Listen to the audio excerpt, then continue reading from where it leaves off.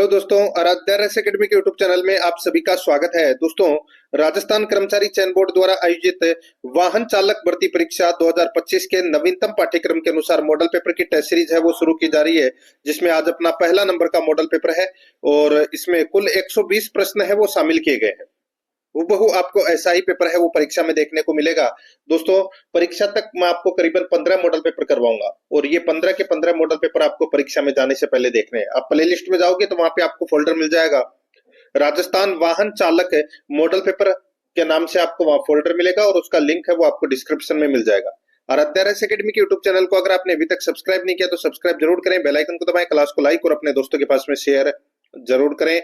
तो चलिए दोस्तों, शुरू करते हैं आज का अपना ये मॉडल पेपर नंबर 1। देखिए, ये परीक्षा पैटर्न है और इसी पैटर्न पर दोस्तों ये अपना मॉडल पेपर है वो आधारित है। दोस्तों देखिए, जिसमें हिंदी के तो 30 प्रश्न होंगे, इंग्लिश के दोस्तों 15 प्रश्न होंगे और सामान्य ज्ञान के दोस्तों इसमें 50 प्रश्न होंगे और 25 प्रश्न है वो दोस्तों इसमें गणित के होंगे। ठीक है, 5 प्रश्न कंप्यूटर के, 10 प्रश्न समसामयिक विषय से संबंधित, सामान्य विज्ञान से संबंधित 5 प्रश्न और भारतीय संविधान से संबंधित 10 प्रश्न, इतिहास कला संस्कृति से 10 संबंधित 10 प्रश्न, भूगोल से संबंधित 10 प्रश्न, टोटल 120 प्रश्न है। ठीक है, जिसमें आपको मैं सबसे पहले भाग 1 में सामान्य ज्ञान से संबंधित 50 प्रश्न है वो करवा देता हूं, बिल्कुल सिलेबस के अकॉर्डिंग। देखिए, यहाँ पे पहला प्रश्न है, सरिस्का वन्यजीव अभ्यारण्य में कौन सी परियोजना क्रियान्वित की गई है? बताइए, कौन सी परियोजना क्रियान्वित की गई है सरिस्का वन्यजीव अभ्यारण्य में? सही उत्तर हो जाएगा वो है दोस्तों बाघ परियोजना है। यहाँ पर डी नंबर का जो ऑप्शन है वो इसका सही उत्तर हो जाएगा इसमें। नेक्स्ट आगे देखिए, सेकंड नंबर का प्रश्न है, लाल दोमट मिट्टी पाए जाने वाला जिला है, यानी कि लाल दोमट मिट्टी कौन से जिले में पाई जाती है? तो दोस्तों ये मिट्टी है, ठीक है, इसको लाल लोमी मिट्टी भी कहते हैं और ये उदयपुर, सलूम्बर, डूंगरपुर, बांसवाड़ा, चित्तौड़गढ़ इन क्षेत्रों में दोस्तों ये पाई जाती है। तो यहाँ पर डूंगरपुर ऑप्शन में आ रखा है, तो यहाँ पर इसमें सी नंबर का जो ऑप्शन है वो इसका सही उत्तर हो जाएगा। नेक्स्ट आगे देखिए, 3 नंबर का प्रश्न है, निम्नलिखित में से लसाड़िया का पठार किस जिले में स्थित है? लसाड़िया का पठार है वो दोस्तों कहां पर है? तो ये दोस्तों सलूम्बर में है लसाड़िया का पठार। देखिए, सलूम्बर वर्तमान जिला है, ठीक है, उसके अंदर ये स्थित है। पहले उदयपुर था जब सलूम्बर जिला नहीं बना था। तो यहाँ पर इसमें राइट आंसर हो जाएगा बी नंबर का जो ऑप्शन है वो इसका बिल्कुल सही उत्तर इसमें हो जाएगा। नेक्स्ट आगे देखिए, 4 नंबर का प्रश्न है, राजस्थान के पश्चिम की अंतरराष्ट्रीय सीमा कहलाती है, पश्चिम की अंतरराष्ट्रीय सीमा है वो क्या कहलाती है? तो दोस्तों वो कहलाती है, क्या कहलाती है वो? तो रेड क्लिफ रेखा कहलाती है। क्या कहलाती है? रेड क्लिफ रेखा। यहाँ पर सी नंबर का ऑप्शन राइट आंसर हो जाएगा, रेड क्लिफ रेखा कहलाती है। 5 नंबर का प्रश्न इसमें देखिए, राजस्थान में 31 मार्च 2023 तक प्रति 100 वर्ग किलोमीटर पर सड़कों का घनत्व कितना है? राजस्थान में 31 मार्च 2023 तक प्रति 100 वर्ग किलोमीटर पर सड़कों का घनत्व कितना है? अब यहाँ पर देखिए दोस्तों, ये 31 मार्च 2023 के अनुसार पूछ रहा है, तो दोस्तों वो है 88.18 किलोमीटर। ठीक है, ये आपको इसमें याद रखना है। और 2025 तक है दोस्तों इसमें करीबन 92 पॉइंट कुछ है। तो यहाँ पर इसमें राइट आंसर हो जाएगा बी नंबर का ऑप्शन बिल्कुल सही। 2023 का पूछा है इसलिए दोस्तों बी नंबर ऑप्शन होगा। आगे देखिए, भारत की जनगणना यानी कि भारत की 2011 की जनगणना के अनुसार राजस्थान के किस जिले में जनसंख्या की वृद्धि दर सबसे अधिक थी?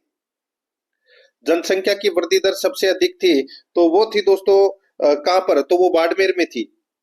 ठीक है, कितनी? 32.5% ये जनसंख्या वृद्धि दर थी दोस्तों दशकीय। और फिर दूसरे नंबर पर जैसलमेर आता है, वो आता है दोस्तों 31.8 पे। ठीक है, 31.8% की वृद्धि हुई थी वहां पर। यहाँ पर ए नंबर का ऑप्शन सही। 7 नंबर का प्रश्न इसमें देखिए, भूस्खलन एवं कीचड़ प्रवाह है किस प्रकार की आपदा है? भूस्खलन एवं कीचड़ प्रवाह है किस प्रकार की आपदा है? तो दोस्तों ये भौगोलिक आपदा है।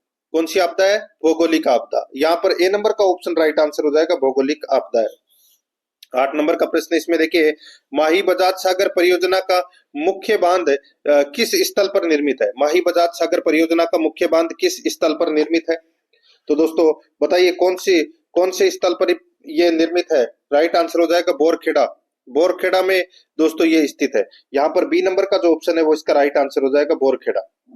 आगे देखिए यहाँ पे 9 नंबर का प्रश्न है, कौन सी नदी मृत नदी के नाम से जानी जाती है? मृत नदी के नाम से जानी जाती है, तो यहाँ पर इसका राइट आंसर हो जाएगा वो है दोस्तों मृत नदी कहते हैं गग्गर नदी को। किसको कहते हैं? गग्गर नदी को कहते हैं दोस्तों। राइट आंसर हो जाएगा डी नंबर ऑप्शन सही। 10 नंबर का प्रश्न है, शीत ऋतु में पश्चिमी राजस्थान में अधिक ठंड पड़ने का प्रमुख कारण क्या है? शीत ऋतु में पश्चिमी राजस्थान में अधिक ठंड पड़ने का जो प्रमुख कारण है वो क्या है? वो प्रमुख कारण है दोस्तों रेतीला धरातल। रेतीला धरातल होना। तो यहाँ पर इसमें ए नंबर का ऑप्शन बिल्कुल सही, रेतीला धरातल होना। 11 नंबर का प्रश्न इसमें देखिए, केला देवी का विश्व प्रसिद्ध मंदिर राजस्थान के किस जिले में स्थित है? केला देवी का विश्व प्रसिद्ध मंदिर राजस्थान के किस जिले में स्थित है? तो दोस्तों कहां पर है ये? तो यहाँ पर इसका सही उत्तर हो जाएगा वो है इसमें करौली में है दोस्तों ये। ठीक है, लांगुरिया गीत है वो गाया जाता है इसकी आराधना के अंदर। राइट आंसर हो जाएगा यहाँ पे बी नंबर ऑप्शन बिल्कुल सही। 12 नंबर का प्रश्न इसमें देखिए, पोत हाकर सरी आभूषण कहाँ पहना जाता है? तो दोस्तों ये पोत हाकर सरी आभूषण है, ये कहाँ पहना जाता है? इसका राइट आंसर हो जाएगा वो है दोस्तों इसमें, ये जो आभूषण है ये दोस्तों गले का आभूषण है, गले में पहने जाने वाला आभूषण है। सी नंबर का ऑप्शन सही। 13 नंबर का प्रश्न इसमें देखिए, राजस्थान की किस बोली पर मराठा भाषा का प्रभाव है? राजस्थान की किस बोली पर मराठा भाषा का प्रभाव है? तो दोस्तों इसका राइट आंसर हो जाएगा मराठा भाषा का प्रभाव ये दोस्तों मालवी पर है। ठीक है, यानी कि मालवी बोली पर मराठा भाषा का प्रभाव है। तो यहाँ पर इसमें डी नंबर का ऑप्शन बिल्कुल सही उत्तर हो जाएगा। 14 नंबर का प्रश्न इसमें देखिए, राजस्थान के किस क्रांतिकारी की बरेली की जेल में अनुमानुषिक यातनाओं के कारण मृत्यु हुई? राजस्थान के किस क्रांतिकारी की बरेली की जेल में अमानुषिक यातनाओं के कारण मृत्यु हुई? तो दोस्तों इसका राइट आंसर हो जाएगा वो है इसमें प्रताप सिंह बारठ। यहाँ पर इसमें ए नंबर का जो ऑप्शन है वो इसका राइट आंसर हो जाएगा प्रताप सिंह बारठ। 15 नंबर का प्रश्न इसमें देखिए, गलता तीर्थ पर स्थित मंदिर किस देवता को समर्पित है? गलता तीर्थ पर स्थित मंदिर किस देवता को समर्पित है? तो दोस्तों कौन से देवता को समर्पित है? तो ये सूर्य देवता को समर्पित है दोस्तों। राइट आंसर हो जाएगा यहाँ पे डी नंबर का ऑप्शन बिल्कुल सही उत्तर इसमें हो जाएगा। कहां पर है ये? जयपुर में है। आगे देखिए 16 नंबर का प्रश्न है, तारकसी के आभूषण के लिए राजस्थान का कौन सा स्थान प्रसिद्ध है? तारकसी के आभूषण के लिए दोस्तों राजस्थान का जो नाथ द्वारा है वो प्रसिद्ध है। ए नंबर का ऑप्शन राइट आंसर हो जाएगा इसमें नाथ द्वारा राजसमंद। 17 नंबर का प्रश्न है, जोधपुर में 1929 में किसके नेतृत्व में मारवाड़ हितकारिणी सभा स्थापित हुई? मारवाड़ हितकारिणी सभा स्थापित हुई। तो दोस्तों राइट आंसर हो जाएगा इसमें वो है ये जयनारायण व्यास। जयनारायण व्यास के नेतृत्व में मारवाड़ हितकारिणी सभा स्थापित हुई। ए नंबर का जो ऑप्शन है वो इसका बिल्कुल सही उत्तर इसमें हो जाएगा। 18 नंबर का प्रश्न इसमें देखिए, आजादी के समय राजस्थान राज्य भारतीय संविधान के अनुसार किस श्रेणी का था? आजादी के समय राजस्थान राज्य भारतीय संविधान के अनुसार किस श्रेणी का था? तो दोस्तों बताइए कौन सी श्रेणी का था? इसका राइट आंसर हो जाएगा वो है दोस्तों ये देखिए श्रेणी के बारे में यहाँ पर क्या पूछा गया है। ठीक है, तो इसमें आप देख सकते हैं, देखिए कौन सी श्रेणी का था? श्रेणी भारतीय संविधान के अनुसार किस श्रेणी का था? राजस्थान। ठीक है, तो राजस्थान है दोस्तों, बताइए। तो यहाँ पर इसका राइट आंसर हो जाएगा वो है दोस्तों राजस्थान द्वितीय श्रेणी का था। तो यहाँ पर इसमें बी नंबर का जो ऑप्शन है वो इसका बिल्कुल सही उत्तर हो जाएगा, द्वितीय श्रेणी का था दोस्तों। ठीक है, आगे देखिए दोस्तों यहाँ पर इसमें 19 नंबर का प्रश्न है, पृथ्वीराज चौहान तृतीय का समकालीन चालुक्य शासक कौन था? बताइए, पृथ्वीराज चौहान तृतीय का समकालीन चालुक्य शासक कौन था? तो दोस्तों राइट आंसर हो जाएगा वो है इसमें भीमदेव द्वितीय, गुजरात का शासक था। तो यहाँ पर इसमें राइट आंसर हो जाएगा बी नंबर का जो ऑप्शन है वो इसका बिल्कुल सही उत्तर हो जाएगा, भीमदेव द्वितीय। नेक्स्ट आगे देखिए, यहाँ पे किस लोक नाट्य की प्रस्तुति के समय इसके मुख्य गीतों का संबंध चौमासा, वर्षा ऋतु का वर्णन एवं गणपति वंदना से है? किस लोक नाट्य की प्रस्तुति के समय इसके मुख्य गीतों का संबंध चौमासा, वर्षा ऋतु का वर्णन एवं गणपति वंदना से है? तो यहाँ पर इसका राइट आंसर हो जाएगा वो है रम्मत। यहाँ पर बी नंबर का जो ऑप्शन है वो इसका बिल्कुल सही उत्तर हो जाएगा, रम्मत। 21 नंबर का प्रश्न है, संविधान सभा की प्रथम बैठक संपन्न हुई। संविधान सभा की प्रथम बैठक संपन्न हुई तो दोस्तों ये 9 दिसंबर 1946 को संपन्न हुई। यहाँ पर इसमें राइट आंसर हो जाएगा ए नंबर का ऑप्शन बिल्कुल सही उत्तर हो जाएगा। 22 नंबर का प्रश्न इसमें देखिए, मूल अधिकारों का वर्णन संविधान के किन अनुच्छेदों में किया गया। मूल अधिकारों का वर्णन संविधान के किन अनुच्छेदों में किया गया, तो यहाँ पर इसका राइट आंसर हो जाएगा वो है इसमें अनुच्छेद 12 से 35। अनुच्छेद 12 से 35 में किसका उल्लेख है, अनुच्छेदों का उल्लेख है, तो यहाँ पर इसमें बी नंबर ऑप्शन बिल्कुल सही। नेक्स्ट आगे देखिए, यहाँ पे जिला कलेक्टर वह कछुआ है जिसकी पीठ पर हाथी सवारी करते हैं, यह कथन किसका है। तो दोस्तों ये कथन है वो किसका है, तो ये रेमसे मैकडोनाल्ड का कथन है। ये सी नंबर का ऑप्शन बिल्कुल सही। 24 नंबर का प्रश्न इसमें देखिए, निम्नलिखित में से कौन सी योग्यताएं राज्य सूचना आयोग के अध्यक्ष व सदस्यों के लिए आवश्यक है। निम्नलिखित में से कौन सी योग्यताएं राज्य सूचना आयोग के अध्यक्ष व सदस्यों के लिए आवश्यक है। तो दोस्तों यहाँ पर देखिए, वह संसद या विधानमंडल का सदस्य ना हो, वह संसद या विधानमंडल का सदस्य ना हो, बिल्कुल सही बात है। केंद्र या राज्य सरकार के अधीन किसी लाभ के पद पर ना हो, तो दोस्तों केंद्र या राज्य सरकार के अधीन किसी लाभ के पद पर ना हो, ठीक है, बिल्कुल सही बात है। विधि विज्ञान तकनीकी पत्रकारिता एवं वह प्रशासन आदि का विशिष्ट अनुभव हो, तो दोस्तों बिल्कुल सही बात है। तो ये तीनों ही है वो अध्यक्ष एवं सदस्यों के लिए आवश्यक है ये योग्यताएं। तो यहाँ पर इसमें राइट आंसर क्या हो जाएगा, बी नंबर का ऑप्शन बिल्कुल सही। 1 2 3 इसमें तीनों ही सही है। 25 नंबर का प्रश्न इसमें देखिए, राज्य विधानमंडल के सत्र के संबंध में निम्नलिखित में से कौन सा अधिकार पीठासीन अधिकारी का है। राज्य विधानमंडल के सत्र के संबंध में निम्नलिखित में से कौन सा अधिकार है पीठासीन अधिकारी का है। तो दोस्तों इसका सही उत्तर हो जाएगा वो है इसमें, वो है दोस्तों सत्र स्थगन करना, सत्र स्थगन करना, ठीक है, ये है दोस्तों अधिकार। तो यहाँ पर इसमें डी नंबर का ऑप्शन सही। आगे देखिए, राज्य प्रशासन में सर्वोच्च प्रशासकीय पद है, तो वो होता है मुख्य सचिव, सभी को पता होगा मुख्य सचिव। यहाँ पर बी नंबर ऑप्शन बिल्कुल सही।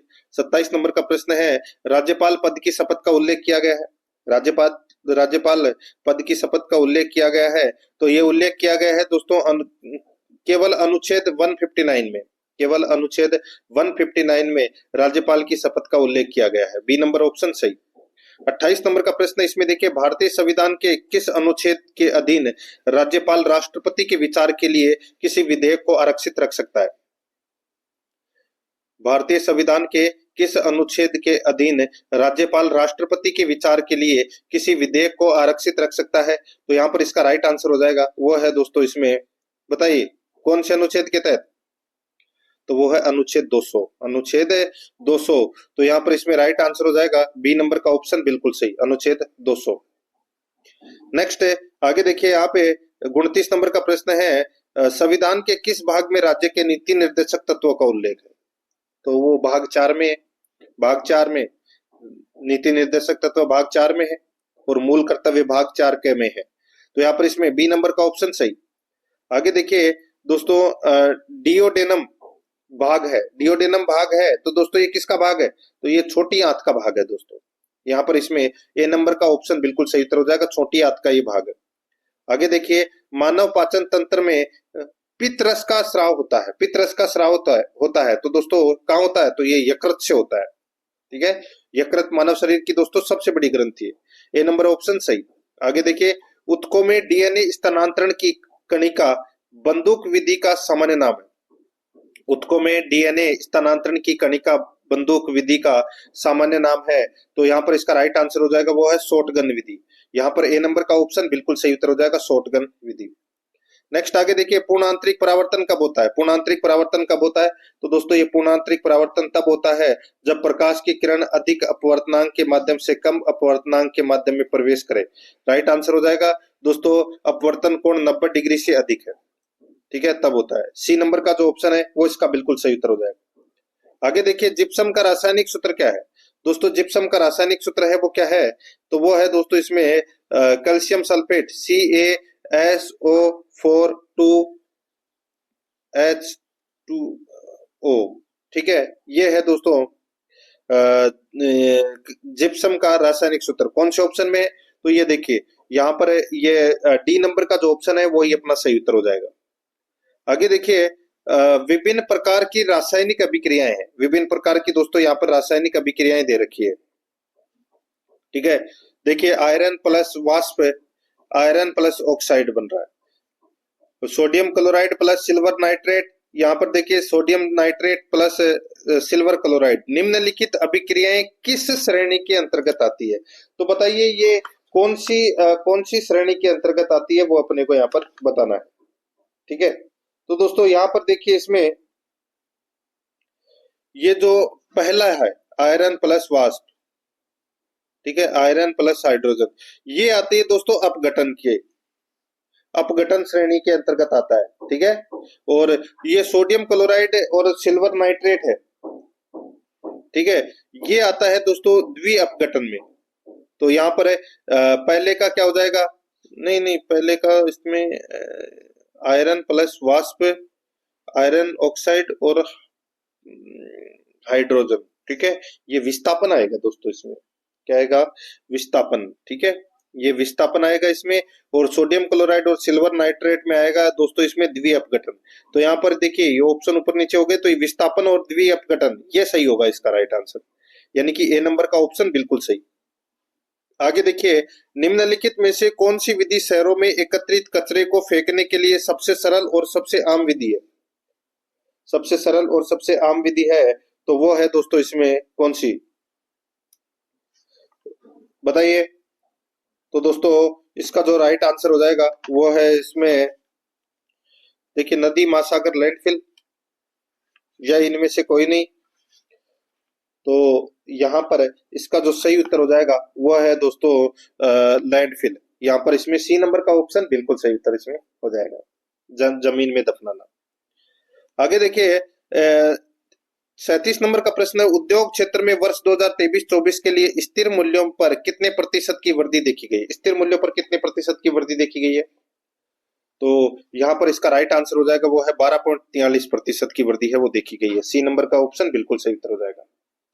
नेक्स्ट आगे देखिए 38 नंबर का प्रश्न है, राजस्थान का पुरदरीबा क्षेत्र किस खनिज के लिए प्रसिद्ध है? पुरदरीबा क्षेत्र किस खनिज के लिए प्रसिद्ध है? तो यहाँ पर इसका राइट आंसर हो जाएगा वो है इसमें, बताइए, पुरदरीबा क्षेत्र किस खनिज के लिए प्रसिद्ध है? ये दोस्तों तांबा के लिए ये प्रसिद्ध है। यहाँ पर ए नंबर का जो ऑप्शन है वो इसका राइट आंसर इसमें हो जाएगा। नेक्स्ट आगे देखिए यहाँ पे 39 नंबर का प्रश्न है, पशुगणना 2019 के अनुसार राजस्थान में से कौन सा पशु राजस्थान में सर्वाधिक संख्या में पाला जाता है? सर्वाधिक संख्या में दोस्तों बकरी पाली जाती है। ठीक है, बकरी के बाद में नंबर आता है गाय का। तो यहाँ पर इसमें राइट आंसर हो जाएगा सी नंबर ऑप्शन सही उत्तर, फिर भैंस का, फिर बैल का। आगे देखिए राष्ट्रीय मरु बागवानी अनुसंधान केंद्र राजस्थान के किस जिले में स्थित है? तो दोस्तों ये बीकानेर में स्थित है। बी नंबर का ऑप्शन बिल्कुल सही, बीकानेर। 41 नंबर का प्रश्न है, राजस्थान के राज्य कवि निम्न में से कौन है? बताइए राज्य कवि कौन है? तो दोस्तों राइट आंसर हो जाएगा वो है सूर्यमल मिश्रण। यहाँ पर डी नंबर का ऑप्शन बिल्कुल सही, सूर्यमल मिश्रण। 42 नंबर का प्रश्न है, राजस्थान का राज्य वृक्ष है? राजस्थान का राज्य वृक्ष दोस्तों खेजड़ी है। यहाँ पर इसमें बी नंबर ऑप्शन सही। नेक्स्ट आगे देखिए लोकप्रिय कुणबी नृत्य किस भारतीय राज्य से संबंधित है? कुणबी नृत्य, कुणबी नृत्य दोस्तों ये गोवा से संबंधित है। राइट आंसर हो जाएगा डी नंबर का ऑप्शन बिल्कुल सही उत्तर हो जाएगा। नेक्स्ट आगे देखिए यहाँ पे कश्मीर के पुरुषों और महिलाओं द्वारा पहनी जाने वाली पारंपरिक पोशाक निम्नलिखित में से कौन सी है? तो दोस्तों इसका सही उत्तर हो जाएगा, उसको बोलते हैं फेरन। क्या बोलते हैं? फेरन। सी नंबर का ऑप्शन बिल्कुल सही। आगे देखिए भारतीय भूवैज्ञानिक सर्वेक्षण द्वारा खोजे गए नवीन स्वर्ण भंडार कहाँ, यानी कि नवीन स्वर्ण भंडार का स्थान कहाँ है? दोस्तों अभी आप सभी को पता होगा कि सोना खोजा गया है, और ये सोना है वो बांसवाड़ा में खोजा गया है दोस्तों। ठीक है, बांसवाड़ा के घाटोल तहसील के काकरियागढ़ ब्लॉक में दोस्तों ये खोजा गया है। ठीक है, तो यहाँ पर इसमें सी नंबर का ऑप्शन सही।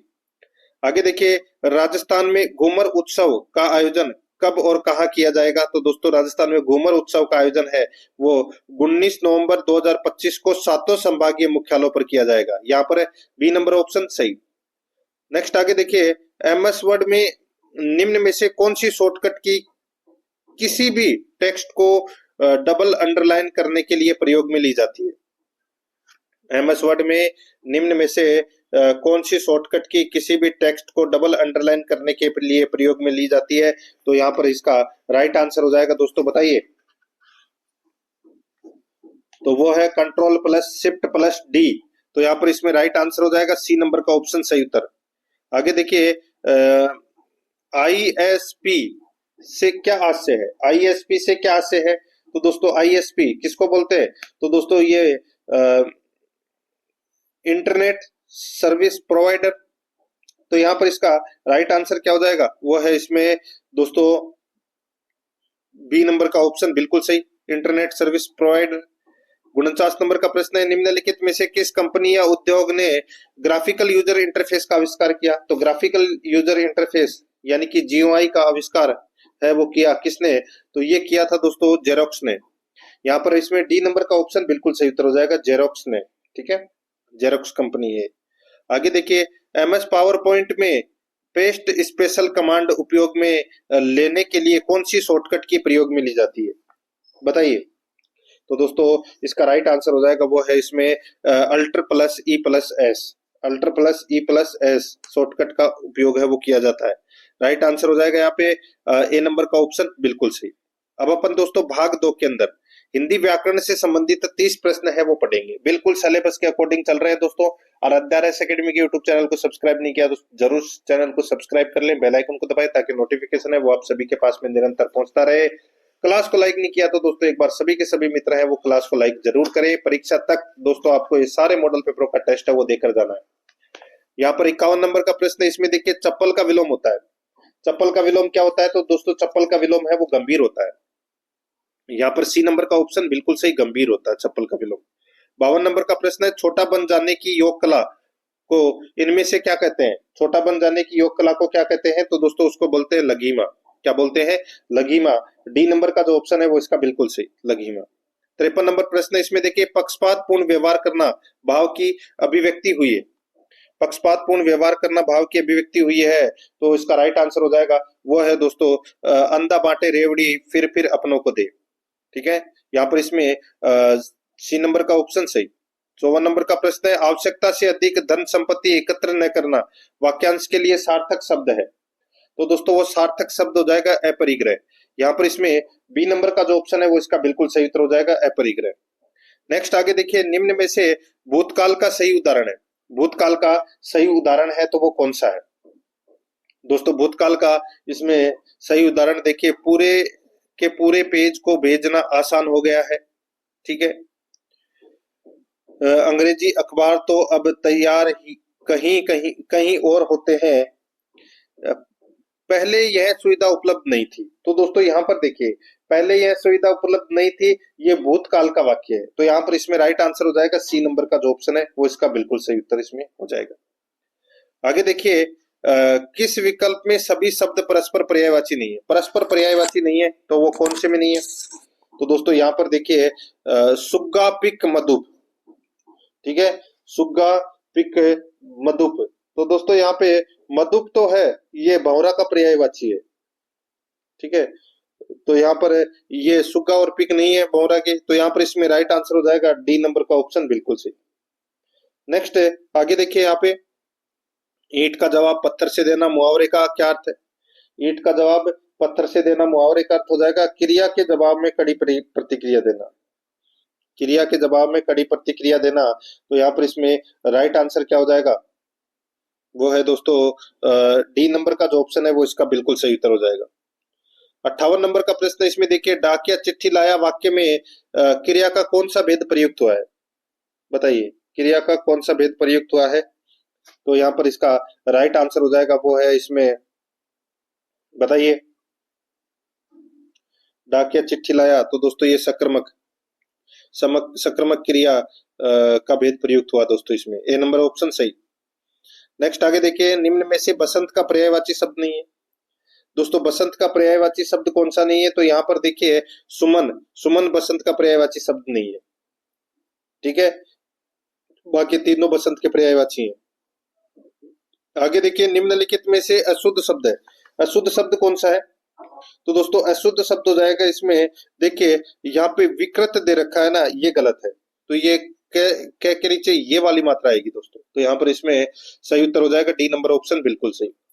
नेक्स्ट आगे देखिए, किसी पत्र के आवश्यक घटकों में सरकारी पत्र में कौन सा घटक नहीं होता? किसी पत्र के आवश्यक घटकों में सरकारी पत्र में कौन सा घटक नहीं होता?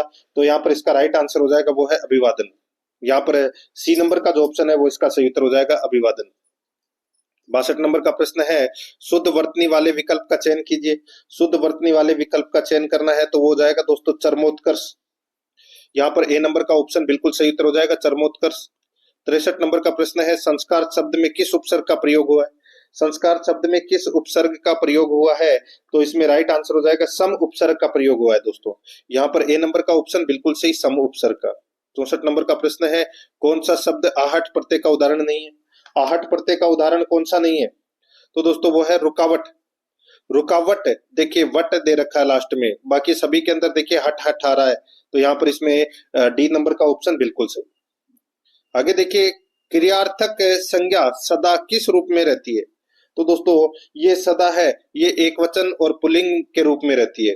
बी नंबर का ऑप्शन सही। 66 नंबर का प्रश्न है, जो सर्वनाम शब्द वक्ता, श्रोता अथवा किसी अन्य व्यक्ति के लिए प्रयोग किया जाता है उसे क्या कहते हैं?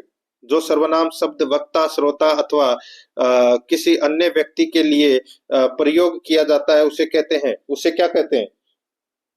उसे कहते हैं पुरुषवाचक सर्वनाम कहते हैं। यहाँ पर बी नंबर का जो ऑप्शन है वो इसका बिल्कुल सही उत्तर हो जाएगा, पुरुषवाचक सर्वनाम कहते हैं। 67 नंबर का प्रश्न है, इसमें देखिए डिस्क्रिपेंसी शब्द के लिए हिंदी समानार्थक शब्द क्या होगा? तो दोस्तों वो हो जाएगा इसमें विसंगति। यहाँ पर बी नंबर का ऑप्शन बिल्कुल सही, विसंगति। 68 नंबर का प्रश्न है, निम्नांकित में से सटीक और शुद्ध वाक्य को पहचानिए। सटीक और शुद्ध वाक्य को पहचानना है तो वो कौन सा है? तो वो है दोस्तों, आप लोग अपनी अपनी रजाई ले लीजिए। ठीक है, ये शुद्ध वाक्य है, इसमें एक नंबर का ऑप्शन बिल्कुल सही उत्तर हो जाएगा। आगे देखिए, बिजली का पर्यायवाची है, बताइए बिजली का पर्यायवाची क्या है इनमें से? तो सौदामिनी। सौदामिनी है, ये बिजली का पर्यायवाची है, सी नंबर ऑप्शन सही। 70 नंबर का प्रश्न, निम्नलिखित में से क्रम भंग संबंधी अशुद्धि वाला वाक्य है। क्रम भंग संबंधी अशुद्धि वाला वाक्य है तो वो कौन सा है? वो है अधिकतर हिंदी के लेखक निर्धन है। यहाँ पर इसमें राइट आंसर हो जाएगा ए नंबर का ऑप्शन बिल्कुल सही। नेक्स्ट आगे देखिए, निम्न में से सर्वनाम शब्द है, निम्न में से सर्वनाम शब्द है वो कौन सा है? तो दोस्तों यहाँ पर देखिए, इसमें सर्वनाम शब्द हो जाएगा इसमें दोस्तों कौन। कौन है वो क्या है? सर्वनाम है, प्रश्नवाचक सर्वनाम है ये, डी नंबर ऑप्शन सही।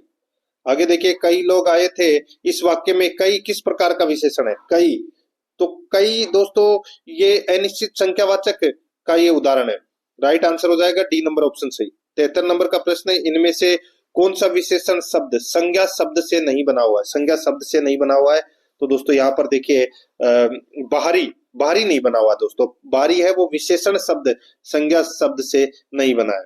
ठीक है, तो यहाँ पर इसमें राइट आंसर हो जाएगा ए नंबर ऑप्शन सही। नेक्स्ट आगे देखिए, निम्नलिखित में से किस शब्द में स्वर संधि है? स्वर संधि किसमें है? तो दोस्तों अन्वेषण में। अन्वेषण में दोस्तों यण संधि है। ठीक है, तो यण स्वर संधि, तो यहाँ पर इसमें ए नंबर का ऑप्शन बिल्कुल सही। बाकी दोस्तों संयोग, सन्मति और नमस्ते, नमस्ते के अंदर तो विसर्ग संधि है, संयोग और सन्मति के अंदर व्यंजन संधि है, ए नंबर ऑप्शन सही। आगे देखिए, पितृनुमति शब्द का संधि विच्छेद है। पितृनुमति शब्द का संधि विच्छेद क्या हो जाएगा? तो दोस्तों पितृ प्लस अनुमति। यहाँ पर बी नंबर का ऑप्शन राइट आंसर हो जाएगा, पितृ प्लस अनुमति। नेक्स्ट आगे देखिए, यहाँ पे 76 नंबर का प्रश्न, निम्न में से बैरबानी तद्भव शब्द का तत्सम शब्द क्या होगा? बैरबानी तद्भव शब्द का तत्सम शब्द क्या होगा? तो दोस्तों इसका राइट आंसर क्या हो जाएगा? वो है दोस्तों इसमें वीर वर्णिनी। यहाँ पर ए नंबर का ऑप्शन बिल्कुल सही उत्तर हो जाएगा, वीर वर्णिनी। 77 नंबर का प्रश्न है, निम्न में से किसमें अद का उपसर्ग नहीं है? अद का उपसर्ग किसमें नहीं है? तो दोस्तों अध्यापक में अद का उपसर्ग है वो नहीं है, राइट आंसर हो जाएगा यहाँ पे ए नंबर का ऑप्शन बिल्कुल सही उत्तर इसमें हो जाएगा, अदि प्लस आपक यानी कि अध्यापक, अदि उपसर्ग लगा हुआ इसमें। आगे देखिए, बड़े हरिश्चंद्र बनते हो रेखांकित शब्द में कौन सी संज्ञा है? तो दोस्तों बड़े हरिश्चंद्र बनते हो, तो यहाँ पे हरिश्चंद्र है वो रेखांकित है, तो इसमें कौन सी संज्ञा है? तो दोस्तों ये व्यक्तिवाचक संज्ञा है, सॉरी हरिश्चंद्र बनते हो, यहाँ पे दोस्तों जातिवाचक संज्ञा होगा, ठीक है, जातिवाचक संज्ञा होगी दोस्तों, व्यक्तिवाचक नहीं होगी। तो यहाँ पर इसमें बी नंबर का जो ऑप्शन है वो राइट आंसर हो जाएगा। यहाँ पे हरिश्चंद्र शब्द का जो प्रयोग है वो सत्य बोलने वालों के लिए किया गया है, इसलिए जातिवाचक होगी। बी नंबर ऑप्शन सही। आगे देखिए, रजनी बत्ती जलाकर अपने कमरे में पढ़ रही है, उक्त वाक्य में अकर्मक क्रिया है, कौन सा शब्द जोड़ने से यह सकर्मक क्रिया बन सकते हैं? तो दोस्तों वो है समाचार पत्र है। यहाँ पर बी नंबर का जो ऑप्शन है वो इसका सही उत्तर हो जाएगा, समाचार पत्र। आगे देखिए 80 नंबर का प्रश्न, एक पंथ दो काज मुहावरे का उचित अर्थ है। एक पंथ दो काज मुहावरे का उचित अर्थ क्या हो जाएगा? तो वो हो जाएगा दोस्तों, एक प्रयत्न से दो काम हो जाना। यहाँ पर सी नंबर का जो ऑप्शन है वो इसका बिल्कुल सही उत्तर हो जाएगा, एक प्रयत्न से दो काम हो जाना। अब अपन दोस्तों भाग 3 के अंदर इंग्लिश ग्रामर से संबंधित 15 प्रश्न है वो पढ़ेंगे। यहाँ पर देखिए 81 नंबर का प्रश्न है, English is spoken all over the world, in active voice is this is. दोस्तों यहाँ पर देखिए अपने को इसमें एक्टिव वॉइस बनाना है, ठीक है, तो इसका एक्टिव वॉइस है वो क्या बनेगा? इसका एक्टिव वॉइस बनेगा दोस्तों, people speak English all over the world. तो यहाँ पर इसमें बी नंबर का ऑप्शन सही उत्तर हो जाएगा। 82 नंबर का प्रश्न, इसमें देखिए फिल इन द ब्लैंक है। इसमें देखिए players play when the coach comes back. तो बताइए यहाँ पे अपने को टेंस का प्रयोग करते हुए बताना है कि यहाँ पे खालिस्तान में क्या आएगा? वर्ब दोस्तों यहाँ पर प्ले दे रखी है, तो इसमें राइट आंसर हो जाएगा दोस्तों वो है will be playing. Will be playing आएगा इसमें। राइट आंसर इसमें बी नंबर का ऑप्शन बिल्कुल सही उत्तर हो जाएगा, इसमें फ्यूचर कंटिन्यूअस टेंस का प्रयोग हुआ है। आगे देखिए fill in the blank with the correct English and Hindi version. दोस्तों यहाँ पे अपने को देखिए खालिस्तान भरना है। The chairman was forced to his post, यानी कि अध्यक्ष को विवश होकर अपना पद पड़ा, क्या आएगा बताइए खालिस्तान में? तो इसमें आएगा दोस्तों एब्डिकेट, यानी कि त्यागना पड़ा। तो यहाँ पर इसमें राइट आंसर हो जाएगा डी नंबर ऑप्शन सही। आगे देखिए यहाँ पे इंग्लिश से अपने को देखिए choose the following option the most aptitude English version निर्वासन। निर्वासन को इंग्लिश में क्या कहते हैं वो बताना है। तो दोस्तों यहाँ पर इसका जो राइट आंसर हो जाएगा, इसमें निर्वासन को दोस्तों इंग्लिश में क्या बोलते हैं? बनिशमेंट बोलते हैं। तो यहाँ पर इसमें राइट आंसर हो जाएगा डी नंबर का ऑप्शन सही। नेक्स्ट आगे देखिए choose the most appropriate English translation for the given sentence. इस सवाल का क्या जवाब होगा? तो दोस्तों देखिए इस सवाल का क्या जवाब होगा, इसका इंग्लिश ट्रांसलेशन है वो क्या बनेगा? तो इसका इंग्लिश ट्रांसलेशन बनेगा what will be the answer to this question. यहाँ पर बी नंबर का ऑप्शन बिल्कुल सही उत्तर हो जाएगा। 86 नंबर का प्रश्न, इसमें देखिए choose the correct Hindi translation of the following sentence from the options given below. यहाँ पर देखिए they were in the class, they were in the class. तो दोस्तों यहाँ पर इसमें राइट आंसर क्या हो जाएगा? वो है इसमें दे वर इन द क्लास। तो यहाँ पर इसका दोस्तों सही उत्तर हो जाएगा वे कक्षा में थे,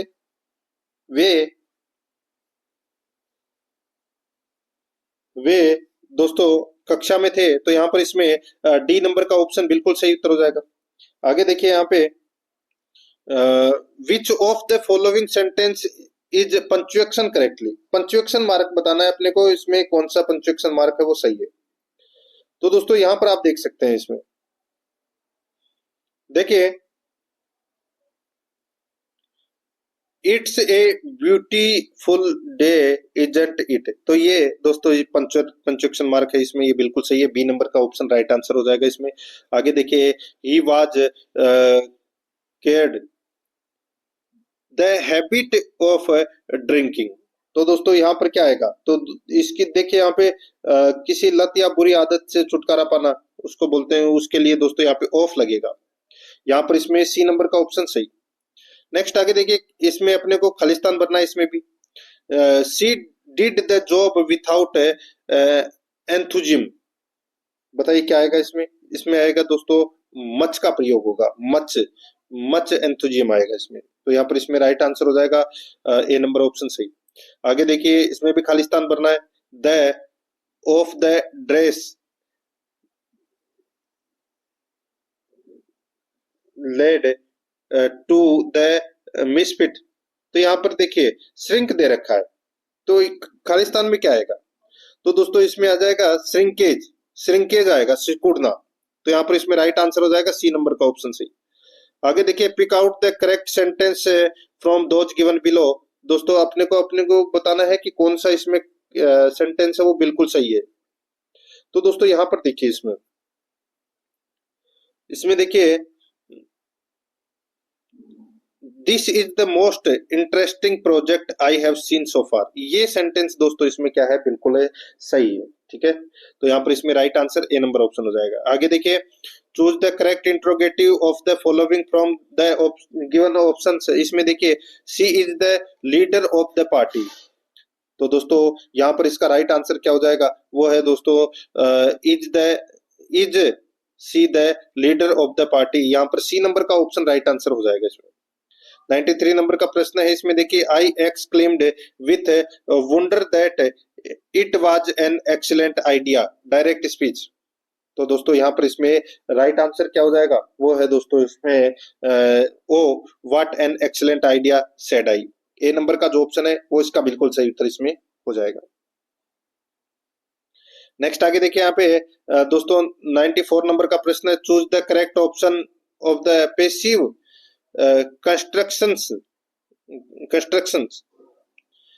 everyone call him a peacemaker. तो दोस्तों everyone call him a peacemaker.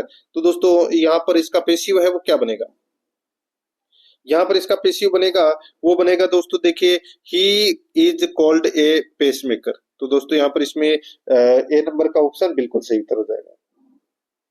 आगे देखिए, यहाँ पे choose the correct option from the 4 choice given, खाली स्थान भरना है। He died that he save the king, may दे रखा है दोस्तों, बताइए क्या आएगा। तो मे का दोस्तों इसमें माइट हो जाएगा। ठीक है, पास्ट टेंस में। तो यहाँ पर इसमें right answer B number option हो जाएगा। अब दोस्तों अपन भाग 4 के अंदर गणित से संबंधित 25 प्रश्न है वो पढ़ेंगे, बिल्कुल सिलेबस के अकॉर्डिंग। देखिए 96 नंबर का प्रश्न है, एक ट्रेन 108 किलोमीटर प्रति घंटा की चाल से दूसरी ट्रेन 25 मीटर प्रति सेकंड की चाल से चलती है। पहली ट्रेन की चाल का दूसरी ट्रेन की चाल से अनुपात क्या है, वो दोस्तों अपने को यहाँ पर बताना है। सीधा सा है, ट्रेन ए की चाल है 108 किलोमीटर प्रति घंटा, तो इसको दोस्तों अपन मीटर प्रति सेकंड में चेंज करेंगे। तो कैसे करेंगे, तो 108 इंटू 5/18। ठीक है, तो 18 से ये कट रहा है कितनी बार, 6 बार कट रहा है, तो 6 पंजे 30। तो यहाँ पे 30 मीटर प्रति सेकंड आ गया। और दूसरी ट्रेन है वो दोस्तों 25 मीटर प्रति सेकंड में यहाँ पर दे रखा है। ठीक है, इनका अनुपात निकालना है। तो दोस्तों 30 अनुपात 25 काट लीजिए, ये 5 से कट रहे हैं, 6 बार कटा, ये 5 से 5 बार कटा, तो 6 अनुपात 5 आ गया। राइट आंसर इसमें सी नंबर का ऑप्शन हो जाएगा। आगे देखिए, विपरीत दिशा में समानांतर पटरियों पर 48 किलोमीटर प्रति घंटा और 52 किलोमीटर प्रति घंटा की चाल से चल रही 2 रेलगाड़ियां 27 सेकंड में एक दूसरे को पार करती है। यदि एक रेलगाड़ी की लंबाई 350 मीटर है तो दूसरी रेलगाड़ी की लंबाई मीटर में ज्ञात कीजिए। देखिए, पहली रेलगाड़ी की गति है 48 किलोमीटर है, दूसरे की है दोस्तों 52 किलोमीटर। पार करने में समय लग रहा है दोस्तों 27 सेकंड का। ठीक है, तो सीधा सा हो जाएगा, यहाँ पे दोनों को जोड़ दीजिए दोस्तों, 48 प्लस 52 किलोमीटर, इनको जोड़ दीजिए, कितना आ जाएगा, 100 किलोमीटर आ जाएगा। ठीक है, अब दोस्तों ये 100 है, इसको अपन मीटर प्रति सेकंड में चेंज कर लेंगे। तो यहाँ पे 5/18 से दोस्तों क्या करेंगे, मल्टीप्लाई कर लेंगे, तो कितना हो जाएगा ये, तो इसको अपन दोस्तों 500/18 है वो लिख सकते हैं, बिल्कुल लिख सकते हैं। ठीक है, अब दोस्तों इसको अपन सीधा सा मैं आपको बोलूं, इतना आपको समझ में आ गया 500/18। अब आगे देखिए दोस्तों, थोड़ा सा देखिए, अब अपन इसको ऐसे लिखेंगे 500/18 बराबर दोस्तों, एक की तो अपने को पता है लंबाई कितनी है, 350 मीटर। 350 मीटर सीधा ही लिख देता हूँ, 350 प्लस एक्स। तो दूसरे की तो अपने को पता नहीं है, तो दूसरे के अपन ने एक्स मान लिया, बटे कितने सेकंड में, 27 सेकंड में दोस्तों ये पार करती है। बस इसको मल्टीप्लाई करना है। अब यहाँ पर दोस्तों देखिए, ये जो क्रॉस मल्टीप्लाई कर लीजिए, 18 को दोस्तों 350 से मल्टीप्लाई करोगे, ठीक है, तो ये कितना हो जाएगा, ये हो जाएगा दोस्तों 6300। ठीक है, 6300 आ गया। 6300 प्लस 18 को एक्स से करोगे तो कितना आ जाएगा, 18x। ठीक है, बराबर दोस्तों 500 को 27 से मल्टीप्लाई करोगे तो कितना आ जाएगा, तो ये आ जाएगा 13,500। ठीक है, बस अब यहाँ पे 18x बराबर 13,500 माइनस 6300 कर लीजिए। 13,500 में से 6300 गए तो कितने बचे दोस्तों, ये 7200 बचे। तो ये 7200 यानी कि 18x बराबर 7200, तो x बराबर क्या होगा 7200 बटे 18, तो कितना आ जाएगा 400 मीटर। तो यहाँ पर इसमें सी नंबर ऑप्शन हो जाएगा। आगे देखिए, P अकेला एक कार्य को 16 दिनों में पूरा कर सकता है तथा Q अकेला समान कार्य को 20 दिनों में पूरा कर सकता है। P तथा Q मिलकर कार्य आरंभ करते हैं, परंतु क्यों कार्य समाप्त होने से 7 दिन पहले छोड़कर यानी कि छोड़ देता है। कुल कार्य कितना दिनों में पूरा हो जाएगा बताइए। देखिए, P अकेला एक कार्य को 16 दिनों में पूरा कर सकता है, Q अकेला समान कार्य को 20 दिन में पूरा कर सकता है। P तथा Q मिलकर कार्य आरंभ करते हैं, परंतु क्यों कार्य समाप्त होने से 7 दिन पहले कार्य छोड़ देता है। कुल कार्य कितने दिन में पूरा हो जाएगा दोस्तों। यहाँ पर देखिए, माना काम समाप्त होने में दोस्तों x दिन लगे, तो यहाँ पर दोस्तों Q द्वारा किया गया काम है वो दोस्तों x माइनस 7 दिन हो जाएगा। तो इसको अपन ऐसे लिख सकते हैं दोस्तों, x बटे 16 x माइनस 7 बटे 20 बराबर 1। बस इसको वही कल क्रॉस मल्टीप्लाई करके आप इसको कर सकते हैं। राइट आंसर मैं आपको बता देता हूँ, 12 दिन आएगा दोस्तों। इसको आप काटापीटी करोगे तो 12 दिन आएगा। डी नंबर ऑप्शन सही होता। आगे देखिए पाइप ए और बी एक टंकी को क्रमशः 15 घंटे और 18 घंटे में खाली कर सकते हैं। पाइप सी अकेले इस टंकी को 6 घंटे के भीतर भर सकता है। यदि सभी तीनों पाइप एक साथ खोल दी जाए तो टंकी का 2/3 भाग कितने समय में भर जाएगा। सीधा सा है, तीनों पाइप एक साथ 1 घंटे का कार्य निकालना है, तो यहाँ पर 1/6 माइनस 1/15 प्लस 1/18, बस ये कर लीजिए। अब इनका एलसीएम निकाल लीजिए, कितना आ जाएगा 90। तो दोस्तों यहाँ पर इसको अपन ऐसे लिख सकते हैं, 90 बटे कितनी बार गया भाग 15 का, इसमें 6 बार, तो 6 + 5। ठीक है, तो 6 + 5 कितने हो गए दोस्तों, ये हो गए 11 बटे 90। तो यहाँ पर दोस्तों क्या आ गया 15। भाई 6 का भी भाग गया ना इसमें, इस 6 का भी तो गया, तो यहाँ पर कितना आ गया, तो ये 15 आ गया। तो 15 में से दोस्तों ये 11 गए तो कितना बचा 4। तो यहाँ पे 4 बटे 90 हो जाएगा। कितना हो जाएगा 4 बटे 90 हो जाएगा।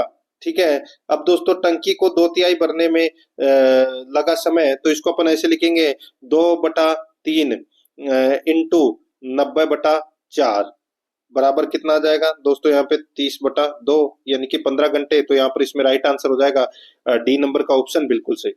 आगे देखिए, हनी और जुनू मिलकर एक निश्चित कार्य को 20 दिनों में पूरा कर सकते हैं। हनी ने 12 दिन काम किया, जुनू ने शेष कार्य को अकेले 36 दिनों में पूरा किया। जुनू पूरे कार्य को अकेले कितने दिनों में पूरा कर सकता है बताइए।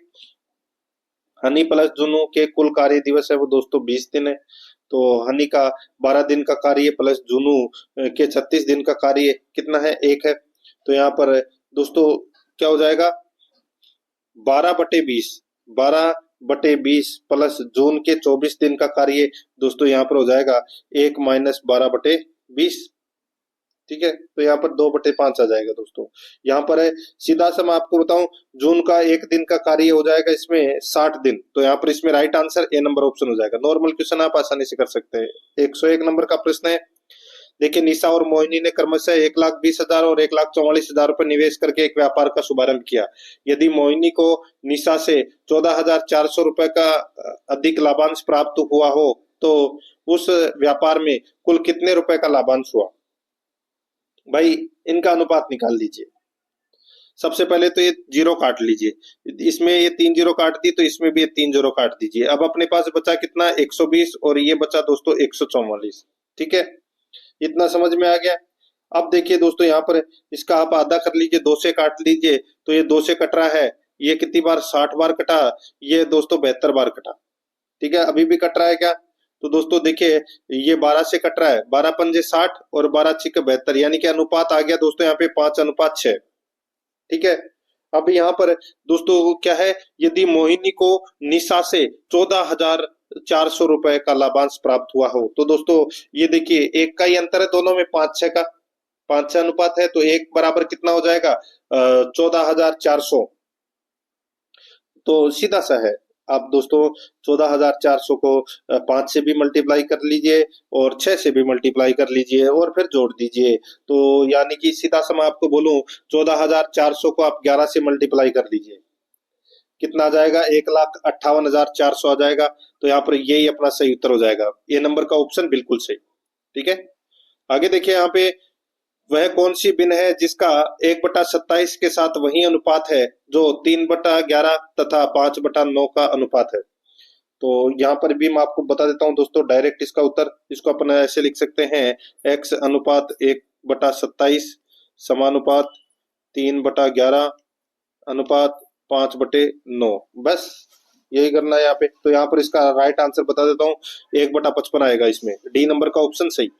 आगे देखिए एक थैले में 1 रुपए 50 पैसे और 25 पैसे के सिक्कों का अनुपात 2:3:5 है। उनका कुल मान इनका कुल मान 114 रुपए है, तब 50 पैसे के सिक्कों का मान क्या होगा? 50 पैसे के सिक्कों का मान है वो क्या होगा? तो यहाँ पर देखिए 50 पैसे के दोस्तों 2 सिक्के हैं, ठीक है, तो 1 रुपया हो गया, सॉरी 1 रुपए के 2 सिक्के हैं, तो दोस्तों कितने रुपए हो गए? 2 रुपए हो गए। 50 पैसे के दोस्तों यहाँ पर 3 सिक्के हैं, तो कितना हो गया? 1.5 रुपया हो गया। ठीक है, और 25 पैसे के दोस्तों यहाँ पे 5 सिक्के हैं, तो कितना हो गया? तो ये 1.25 रुपए हो गए। ठीक है, अब यहाँ पर देखिए 2 और 3 और एक 4.75 हो गया। कितना हो गया? 4.75। या तो आप ऐसे कर सकते हैं 114 में आप 4.75 का भाग दे लीजिए, ठीक है, फिर आप उसी हिसाब से मल्टीप्लाई कर लीजिए। मैं आपको बता देता हूँ इसका सही उत्तर हो जाएगा वो है 36 आएगा इसमें। ठीक है, तो यहाँ पर इसमें राइट आंसर हो जाएगा बी नंबर का जो ऑप्शन है वो सही उत्तर। नेक्स्ट आगे देखिए यहाँ पे 12,500 की एक धनराशि को राजू, मोनू और सोनू के बीच क्रमशः 2:3:5 के अनुपात में बांटा जाता है। मोनू और राजू के भागों का अंतर है। तो दोस्तों यहाँ पर देखिए दोनों के बीच में अंतर कितने का है? देखिए मोनू और किसका पूछा है? मोनू और राजू का, मोनू और राजू का अंतर, मोनू और राजू का, ठीक है, मोनू और राजू के भागों का अंतर। तो दोस्तों मोनू का अनुपात कितना है? तो मोनू का तो 3 है, राजू का कितना है? 2। ठीक है, 2:3:5 के अनुपात में बांटा गया है। मोनू और राजू के भागों का अंतर ज्ञात कीजिए। बताइए, अब देखिए यहाँ पे 2 और 3 5, 5 और 5 10 अनुपातों का योग कितना हो जाएगा दोस्तों? 10 हो जाएगा। तो सीधा सा हो जाएगा दोस्तों यहाँ पे 3 - 2/10 इंटू 12,500। बस काट लीजिए, ये 0 से ये 0 कट गया। अब यहाँ पे 3 - 2 कितना बचा? 1 इंटू 1250 कर लीजिए, कितना आएगा? 1250 ही आएगा। बी नंबर ऑप्शन सही। आगे देखिए किसी धन को 6 वर्ष के लिए निवेश करने पर 5600 की प्राप्ति होती है। यदि ब्याज की साधारण दर को 2% वार्षिक और बढ़ा दिया जाए तो यह प्राप्ति 6,020 हो गई। यह मूल निवेश था। अब यहाँ पर देखिए दर में प्रतिशत वृद्धि हो रही है 2 की, ठीक है, तो राशि में भी वृद्धि होगी दोस्तों। यहाँ पर देखिए 6,020 में से दोस्तों 5600 गए, कितना बचा? 420 बचा। ठीक है, मूल राशि ज्ञात करनी है, तो यहाँ पर देखिए 420/6 इंटू 2 इंटू 100 कर लीजिए, बस कितना हो जाएगा? 3500। तो इसको यहाँ पर बी नंबर ऑप्शन सही उत्तर। आगे देखिए कितने वर्षों में 80,000 10% वार्षिक ब्याज दर पर अर्धवार्षिक चक्रवर्ती ब्याज से दोस्तों 92,610 हो जाएंगे। तो ये दोस्तों 1.5 वर्ष में हो जाएंगे। अर्धवार्षिक है तो 1.5 वर्ष में। तो यहाँ पर 1.5 वर्ष को दोस्तों सीधा सा हो जाएगा, देखिए ये 1.5 वर्ष हो जाएगा यहाँ पे। ठीक है, 1.5 वर्ष हो जाएगा इसमें। यहाँ पर सी नंबर का ऑप्शन बिल्कुल सही। नेक्स्ट आगे देखिए वह राशि क्या होगी जिस पर 5.5% वार्षिक ब्याज की दर से 5 वर्षों में मिश्र धन 7280 हो जाता है। तो यहाँ पर देखिए दोस्तों 7280 इंटू 100/100 प्लस 5 इंटू 5.5, तो कितना हो जाएगा? तो दोस्तों ये हो जाएगा 7280 इंटू 100/100 प्लस 27.5। बस भाई 5.5 इंटू 5.25 करे, 5.5 करे तो कितना हो गया? 27.5 ही हो गया। तो बस इसको काट लीजिए, तो यहाँ पे 5698.63 आ जाएंगे। यही अपना क्या हो जाएगा? सही उत्तर इसमें हो जाएगा, डी नंबर ऑप्शन सही। आगे देखिए, यदि 5 वर्ष का साधारण ब्याज मूलधन के 20% के बराबर है तो यह कितने वर्षों में मूलधन के बराबर हो जाएगा? तो दोस्तों ये 25 वर्षों में मूलधन के बराबर हो जाएगा। ठीक है, यहाँ पर इसमें ए नंबर ऑप्शन सही उत्तर हो जाएगा। नेक्स्ट आगे देखिए, यहाँ पे यदि ए माइनस बी का 40% ए प्लस बी के 20% के बराबर है तो बी ए के कितने प्रतिशत के बराबर है? तो बी ए के कितने प्रतिशत के बराबर है? तो दोस्तों ये 100/3% के बराबर है। ये आप आसानी से कर सकते हैं, नॉर्मल क्वेश्चन है, ज्यादा मैं टाइम नहीं लूंगा आपका। 500 के 6/7 का 42% का 35% क्या होगा? अब ये प्रश्न है, यहाँ पर देखिए 500 इंटू 6/7 इंटू 42/100 इंटू 35/100, बस इसको काट लीजिए। इसको काटोगे तो कितना आ जाएगा? 63 आ जाएगा। यही अपना सही उत्तर हो जाएगा, ये नंबर ऑप्शन सही। नेक्स्ट आगे देखिए, एक दूधिया बेईमानी से नापकर 20% दूध अधिक लेता है, वह उसमें 25% पानी मिलाकर बेचता है, तो उसे कुल फायदा कितना हुआ? तो इसको दोस्तों यहाँ पर देखिए 20 प्लस 25 प्लस 25 इंटू 20/100, बस यहाँ पे इसको काट लीजिए। इसको आप काटोगे तो दोस्तों 25 इंटू 20 करोगे तो कितना हो जाएगा? 500। 500 में 100 का भाग दिया, कितना आ जाएगा? 5। ठीक है, तो यहाँ पे 20 और 25 कितने हो जाएंगे? 45। 45 और 5 कितने हो जाएंगे? 50। तो 50% का लाभ है, सी नंबर ऑप्शन सही। एक वस्तु को 450 में बेचने पर 25% की हानि होती है, वह इसे किस मूल्य पर बेचे कि उसे 25% लाभ हो? तो दोस्तों यहाँ पर इसका राइट आंसर क्या हो जाएगा? वो है दोस्तों इसमें कौन सा?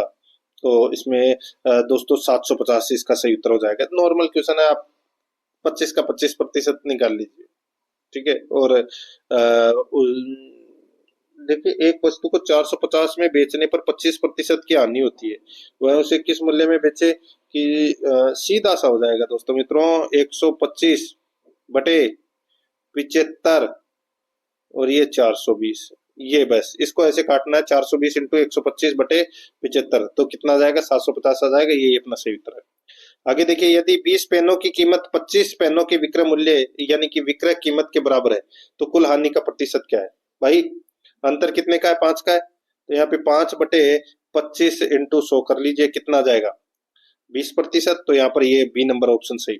आगे देखिए, 60 और 90 के मध्य सभी अभाज्य संख्या का औसत ज्ञात करें। तो औसत अभाज्य संख्या कौन कौन सी है 60 और 90 के बीच में? दोस्तों 61 प्लस एक हो जाएगी दोस्तों 67, एक हो जाएगी 71, एक हो जाएगी दोस्तों इसमें 73, एक हो जाएगी दोस्तों इसमें 79, एक हो जाएगी दोस्तों इसमें 83 और एक हो जाएगी दोस्तों इसमें 89। ठीक है, अब ये कितनी संख्याएं होगी? तो 7 संख्याएं होंगी। इनको जोड़ के 7 का भाग दे लीजिए, इनका जोड़ आ जाएगा दोस्तों 523 और इसमें 7 का भाग दोगे तो 74.71 आ जाएगा। ये अपना सही उत्तर हो जाएगा, ए नंबर ऑप्शन सही। आगे देखिए, 51 संख्याओं का औसत 52 है, तो सीधा सा हो जाएगा 51 इंटू 52 कर लीजिए, कितना आ जाएगा? 2652 आ जाएगा दोस्तों। ठीक है, आरंभिक 28 संख्याओं का औसत 50.5 है, तो दोस्तों 28 इंटू 50.5 कर लीजिए तो कितना हो जाएगा? तो ये हो जाएगा दोस्तों 1414। ठीक है, और अंतिम 24 संख्याओं का औसत, 24 संख्याओं का औसत दोस्तों कितना है? 54.5 है, तो कितना हो जाएगा? तो दोस्तों ये हो जाएगा 1308। ठीक है, बस अब क्या करना है? यहाँ पे 1414 और 1308 को जोड़ के और 2652 में से घटा दीजिए, कितना आ जाएगा? इसमें 70 आ जाएगा। कितना आ जाएगा? 70। अब दोस्तों शेष संख्याओं का औसत निकालना है, तो 2652 में से 70 घटा दीजिए और 50 का भाग दे लीजिए, कितना आ जाएगा? 51.64 आ जाएगा। यही अपना सही उत्तर हो जाएगा, ये नंबर ऑप्शन सही। आगे देखिए, दो संख्याओं के लघुत्तम समापवर्तक और महत्तम समापवर्तक के योग और अंतर क्रमशः 682 और 638 है। यदि दोनों संख्याओं का योग 286 है तो संख्याएं ज्ञात कीजिए। तो दोस्तों सीधा सा हो जाएगा, यहाँ पे 682 और 638 दे रखा है, इनको जोड़ के 2 का भाग दे लीजिए दोस्तों, कितना हो जाएगा? 660। ठीक है, और यहाँ पे HCF दे रखा है 682, तो 682 में से घटा दीजिए, कितना आ जाएगा? 22। ठीक है। अब इसको सीधा सा ऐसे लिखे, पहली संख्या 22x और दूसरी 22y हो जाएगा। तो यहाँ पर हो जाएगा दोस्तों 22x प्लस वाई बराबर कितना हो जाएगा दोस्तों 286। तो x plus Y, x plus Y बराबर 13। ठीक है, तो यहाँ पर x बराबर 0 मान लीजिए और y बराबर 3। तो यहाँ पर 220 और 66 संख्याएं होंगी। राइट आंसर हो जाएगा यहाँ पे सी नंबर ऑप्शन सही। आगे देखिए, दो संख्याओं के मैसअप है और लेसअप है, क्रमशः 44 और 264 है। पहली संख्या को 2 से विभाजित किया जाए तो भागफल 44 प्राप्त होता है। दूसरी संख्या क्या है भाई? ये पहली संख्या 2 इंटू 44 कर लीजिए, ठीक है, यानी कि 88 हो गया। और दोनों संख्याओं का गुणनफल लैसा इंटू मैसअप है, तो यहाँ पे 44 इंटू 264 कर लीजिए। तो 44 इंटू 264 बटे 88 कितना हो जाएगा? तो दोस्तों ये 132 हो जाएगा। आप काटो पिटोगे तो बी नंबर ऑप्शन सही। नेक्स्ट आगे देखिए, यहाँ पे देखिए, निम्न सारणी किसी देश के खाद्यान्न आयात की मात्रा एवं मूल्य प्रदर्शित करती है। देखिए, खाद्यान्न की कीमत प्रति टन सबसे कम किस वर्ष में थी? सबसे कम कौन से वर्ष में थी? दोस्तों यहाँ पर देखिए, सबसे कम की अगर मैं बात करूं तो दोस्तों वो थी खाद्यान्न की कीमत। अब देखिए, खाद्यान्न की कीमत है वो सबसे कम कीमत प्रति टन सबसे। अब यहाँ पे सबसे जो कीमत है वो सबसे कम है। देखिए यहाँ पे 360 और ये 8 है। आप 360 में 8 का भाग दे दीजिए, ठीक है, तो उसमें कितना आ जाएगा? 45 लाख आएगा दोस्तों, ठीक है। तो यहाँ पर यही अपना सही उत्तर हो जाएगा 1982-83। इसी नंबर का ऑप्शन सही, सबसे कम कीमत इसी में ही है। आगे देखिए, 1981-82 में आयात किए गए खाद्यान्न का मूल्य प्रति टन कितना था? प्रति टन कितना था? तो दोस्तों सीधा सा हो जाएगा। देखिए 495 और 9 है, तो 495 9 का भाग दे दीजिए, कितना आ जाएगा? 55 लाख। ये अपना सही उत्तर हो जाएगा, डी नंबर ऑप्शन सही। आगे देखिए, 5 वर्षों में आयात का औसत कितना था? 5 वर्षों में देखिए यहाँ पे 5, 10, 11, 9 और 8 इनको जोड़ लीजिए, कितना आ जाएगा? 43, ठीक है। और कितने वर्ष में? तो 5 वर्षों में। 43 में 5 का भाग दे लीजिए, कितना आ जाएगा? तो दोस्तों 8.6 टन। तो यहाँ पर इसमें सी नंबर का ऑप्शन बिल्कुल सही। तो दोस्तों इसी के साथ मैंने आपको ये वाहन चालक भर्ती परीक्षा का मॉडल पेपर है वो कंप्लीट करवा दिया है। आराध्या RS एकेडमी के यूट्यूब चैनल को सब्सक्राइब जरूर करें, बेल आइकन को दबाएं, क्लास को लाइक और अपने दोस्तों के पास में शेयर जरूर करें। मिलते हैं दोस्तों नेक्स्ट क्लास में। जय हिंद, जय भारत।